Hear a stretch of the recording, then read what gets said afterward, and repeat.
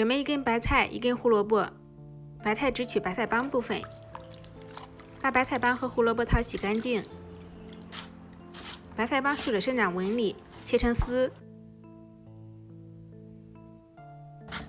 胡萝卜擦成细丝，木耳泡发，切成细丝，水开，加一勺盐，一点油，这样炒出来的青菜颜色更好看。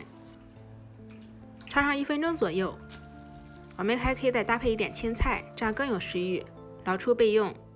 准备1勺蒜，1勺辣椒，1勺葱花，2勺陈醋，4勺生抽，这个大家可以根据个人口味进行调整。最后放点小磨香油，一点盐，搅拌均匀。倒在焯好水的白菜上，搅拌均匀。简单美味、开胃又解腻的一盘菜就做好啦。过年大鱼大肉吃腻的时候，这盘菜最爽口了。喜欢的朋友可以试一下哦。